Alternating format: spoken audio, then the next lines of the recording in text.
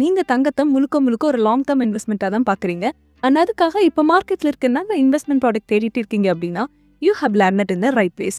Hello all, I'm Kaushik Devi, a certified financial planner. 10 வருஷத்துக்கு முன்னாடி நம்ம தங்கத்தில் இன்வெஸ்ட் பண்ணோம்னா நமக்கு தெரிஞ்ச ஒரே வழி கடைக்கு போய் மேக்கிங் சார்ஜஸ், வேஸ்டேஜஸ், டேக்ஸ் எல்லாம் பே பண்ணி ஜுவல்லரியை வீட்டுக்கு வாங்கிட்டு வரும். பட் வீட்டில் வைக்க பயந்துட்டு வருஷம் 2000 ரூபாய் கொடுத்து பேங்க் லாக்கரில் வைப்போம்.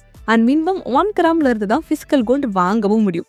இந்த எக்ஸ்ட்ரா சார்ஜஸ் எல்லாத்தையும் எலிமினேட் பண்ணி அண்ட் மினிமம் 0.001 கிராம்ஸ்ல இருந்து கோல்ட்ல அதுவும் டிஜிட்டலாக இன்வெஸ்ட் பண்ணலாங்கிற மெத்தட் தான் கோல்ட் ETF. ETF அப்படின்னா எக்ஸ்சேஞ்ச் ட்ரேடட் ஃபண்ட்ஸ், அதாவது ஸ்டாக் எக்ஸ்சேஞ்சில் ட்ரேட் பண்ணக்கூடிய ஒரு இன்வெஸ்ட்மெண்ட். இந்த ETF, கோல்ட் ETF அப்படிங்கிற இந்த இன்வெஸ்ட்மெண்ட் ப்ராடக்ட்டை asset management companies like SBI asset management companies, ICICI Prudential, HDFC asset management companies, இந்த மாதிரி அசட் மேனேஜ்மெண்ட் கம்பெனிஸ் கிரியேட் பண்ணி லான்ச் பண்ணுவாங்க. கோல்ட் ETF மியூச்சுவல் ஃபண்ட் மாதிரியே தாங்க. ஒரு ஃபண்ட் மேனேஜர் நம்மளோட எல்லா பணத்தையும் கலெக்ட் பண்ணி மோர் தேன் 98% பிசிக்கல் கோல்டில் இன்வெஸ்ட் பண்ணுவாங்க. ஸோ பிசிக்கல் கோல்டோட ப்ரைஸ் 1% டிக்ரீஸ் ஆனால் ஒரு கோல்ட் ETF-ஓட ப்ரைஸும் 1% டிக்ரீஸ் ஆகும். பிசிக்கல் கோல்டோட ப்ரைஸ் 1% டிக்ரீஸ் ஆனால் ஒரு கோல்ட் ETF-ஓட ப்ரைஸும் 1% டிக்ரீஸ் ஆகும். ஸோ கோல்ட் ETF-ங்கிறது இந்தியாவோட டொமஸ்டிக் பிசிக்கல் கோல்டோட ப்ரைஸை அப்படியே ட்ராக் பண்ணுவாங்க. ஒரு அசட் மேனேஜ்மெண்ட் கம்பெனிஸ் அவங்க பர்ச்சேஸ் பண்ணுற பிசிக்கல் கோல்டு எல்லாத்தையும் ஒரு கஸ்டோடியன் கிட்ட பத்திரமா வச்சுருப்பாங்க. அண்ட் செபி இதை மானிட்டர் பண்ணிகிட்டே இருப்பாங்க. So gold ETF is regulated by SEBI. Gold ETF mutual funds மாதிரியே யூனிட்ஸாக பிரித்து சேல் பண்ணுவாங்க. ஒரு யூனிட்டுங்கிறது 1 கிராம் குறிக்கலாம், 0.01 கிராம் குடிக்கலாம், 0.001 கிராம் குடிக்கலாம். அது அந்த அசட் மேனேஜ்மெண்ட் கம்பெனியை பொறுத்தது. ஃபார் எக்ஸாம்பிள், ஒரு கோல்ட் ETF-ஓட 1 யூனிட் எவ்வளோ கிராம் ரெப்ரசென்ட் பண்ணுதுன்னு எப்படி கண்டுபிடிக்கலாம்? நாங்கள் இன்னைக்கு 24 கேரட் ரேட் எடுத்துக்கோங்க, டிவைடட் பை அந்த பர்டிகுலர் ETF-ஓட ட்ரேடிங் ப்ரைஸ் எடுத்துக்கோங்க. ரெண்டையும் டிவைட் பண்ணி அதை ரவுண்ட் ஆஃப் பண்ணிங்கன்னா ஒரு கோல்டு ETF-ஓட யூனிட் எவ்வளோ கிராம்ஸ் ரெப்ரசென்ட் பண்ணுது அப்படிங்கிறது நமக்கு தெரிஞ்சுங்க. Gold ETF normal mutual fund மாதிரி அதனா ப்ளஸ் மீன் ஸ்டாக் மார்க்கெட்டில் ட்ரேடும் பண்ணிக்கலாம். ஸோ கோல்டு ETF வேணும் அப்படின்னா நீங்கள் ஒரு டிமாட் அக்கௌண்ட் வச்சிருக்கணும். நீங்கள் ஆல்ரெடி டிமாட் அக்கௌண்ட் வச்சுருக்கீங்க அப்படின்னா உங்கள் ட்ரேடிங் ஆப்பில் போய் சர்ச் பாரில் கோல்டு ETFன்னு போட்டாலே எல்லா ETFs வந்து லிஸ்ட் ஆகிடும். உங்களுக்கு எந்த ETF பர்ச்சேஸ் பண்ணணும்னு நினைக்கிறீங்களோ நார்மல் ஸ்டாக்ஸ் பர்ச்சேஸ் பண்ணுற மாதிரி அதை செலக்ட் பண்ணி நீங்கள் பை கொடுத்து பர்ச்சேஸ் பண்ணிக்கலாம். At present as of today 24 gold ETFs list ஆயிருக்குங்க. இதில் எது பெஸ்ட்டுன்னு கண்டுபிடிக்கிறதுக்கு நம்ம 5 ஃபில்டர்ஸ் அப்ளை பண்ணணும். ஃபர்ஸ்ட் வந்து அசட் அண்டர் மேனேஜ்மெண்ட். ஒரு பர்டிகுலர் கோல்டு ETF எவ்வளவு அசட்ஸை மேனேஜ் பண்ணுறாங்க அப்படிங்கிறது அசட்ஸ் அண்டர் மேனேஜ்மெண்ட். இந்த அசட் அண்டர் மேனேஜ்மெண்ட்டுங்கிறது அதிகமாக இருந்தால் லிக்விடிட்டிங்கிறது அதிகமாக இருக்கும்.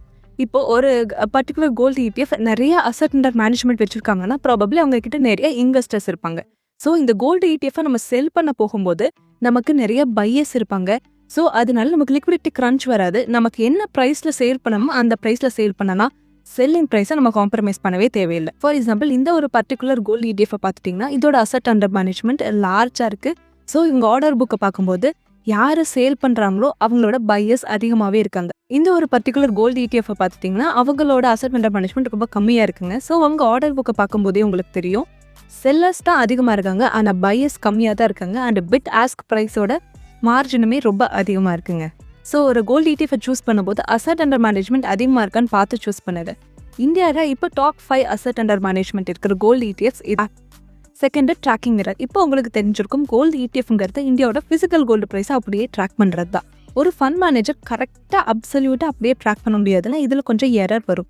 இதுதான் ட்ராக்கிங் எரர். ஸோ நீங்கள் ஒரு கோல்டு ETF-ஐ சூஸ் பண்ணும்போது இந்த ட்ராக்கிங் எரரும் ரொம்ப கம்மியாக இருக்கிற மாதிரி நீங்கள் சூஸ் பண்ணணும். அட் ப்ரெசென்ட் ட்ராக்கிங் எரர் கம்மியாக இருக்கிற ஃபண்ட்ஸ் கோல்டு ETFs இதுதாங்க. பட் இது கான்ஸ்டன்ட் இல்லை, மாறிக்கிட்டே இருக்கும். நீங்கள் கோல்டை ஒரு லாங் டர்ம் இன்வெஸ்ட்மெண்ட்டை பார்த்து இன்வெஸ்ட் பண்ணுறீங்கன்னா இந்த ட்ராக்கிங் டிஃப்ரென்ஸ் அப்படிங்கிற டேர்மையும் நீங்கள் வந்து பார்க்கணும். ட்ராக்கிங் எரர்ங்கிறது வந்து டே டு டேல ட்ராக் பண்ணும்போது வர ஒரு இந்த டிஃப்ரென்ஸ் தான் ட்ராக்கிங் எரர். ட்ராக்கிங் டிஃப்ரென்ஸுங்கும் போது 1 இயர், 3 இயர், 5 இயரில் ஃபிசிக்கல் கோல்டு எவ்வளோ ரிட்டர்ன் கொடுத்துருக்கு, ஒரு பர்டிகுலர் கோல்டு ETF ரிட்டர்ன் எவ்வளோ கொடுத்துருக்கு, இதுக்கு ரெண்டுகளுக்கு டிஃப்ரென்ஸ் தான் ட்ராக்கிங் டிஃப்ரென்ஸ். ஸோ லாங் டேர்மில் இந்த ரெண்டோட டிஃப்ரென்ஸ் கிட்டத்தட்ட கொஞ்சம் கம்மியாக இருக்கும். டிஃப்ரென்ஸ் வந்து கம்மியாக இருக்கணும் இருந்தால் அந்த ஃபண்டை நீங்கள் சூஸ் பண்ணலாம். As of now tracking difference comparatively கம்மியாக இருக்கிற ETFs இது தானே. பட் இதுவும் ஃபிக்ஸ்டில் மாறிட்டே இருக்கும். நெக்ஸ்ட் நீங்கள் பார்க்க வேண்டிய இம்பார்ட்டன்ட் விஷயம் எக்ஸ்பென்ஸ் ரேஷியோ. எக்ஸ்பென்ஸ் ரேஷியோங்கிறது ஒரு பர்டிகுலர் கோல்டு ETF அதோட ஆப்ரேஷன் அண்ட் அட்மினிஸ்ட்ரேட்டிவ் எக்ஸ்பென்சஸ்க்காக நம்ம ப்ராஃபிட்ல இருந்து ஒரு சின்ன போர்ஷனை எடுத்துக்குவாங்க. இதுதான் எக்ஸ்பென்ஸ் ரேஷியோ. எக்ஸ்பென்ஸ் ரேஷியோ கம்மியாக இருந்தது தான் நம்ம கையில் கிடைக்கக்கூடிய ப்ராஃபிட்டும் அதிகமாக இருக்கும். அட் ப்ரெசன்ட் எக்ஸ்பென்ஸ் ரேஷியோ கம்மியாக இருக்கிற கோல்டு ETFஸும் இது தாங்க. பட் இந்த எக்ஸ்பென்ஸ் ரேஷியோவும் இயர்லி ஒன்ஸ், குவார்டர்லி ஒன்ஸ் எப்போ வேணால் அவங்க மாற்றிக்கிட்டே இருப்பாங்க. ஸோ ஒரு நல்ல ETF செலக்ட் பண்ணும்போது tracking error, tracking difference and expense ratio இதெல்லாம் கம்மியாக இருக்கான்னு பாருங்க.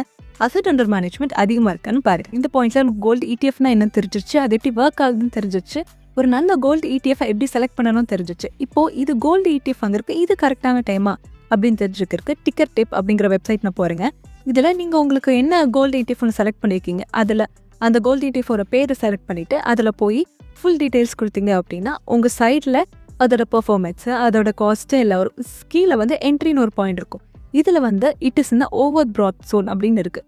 விச் மீன்ஸ் என்ன அப்படின்னா இந்த பர்டிகுலர் ETF, இந்த பர்டிகுலர் இன்வெஸ்ட்மெண்ட்டே அதிகமான பேர் வாங்கிட்டாங்க. இதோட இன்ட்ரென்சிக் வேல்யூ விட அதிகமாக வாங்கிட்டு இருக்காங்க. ஸோ இது கீழே போகிறதுக்கான வாய்ப்பு நிறையா இருக்குது அப்படிங்கிறது தான் இதோட இண்டிகேஷன். லிஸ்ட் ஆகிருக்கிற ஆல் 24 கோல்டு ETFஸ்லும் என்ட்ரி பாயிண்ட் ஓவர் ப்ராட் அப்படின்னா ticker tape as of now சொல்கிறாங்க. ஃபைனலாக ஒருத்தரோட போர்ட்ஃபோலியோவில் கோல்டுங்கிற இன்வெஸ்ட்மெண்ட் 5 to 10% இருக்கலாம் அப்படிங்கிறது ஒரு ஜென்ரல் பர்செப்ஷனுங்க. பட் நீங்கள் எந்த டைமில் அந்த கோல்டை வாங்குறீங்க அப்படிங்கிறது ரொம்ப முக்கியம்.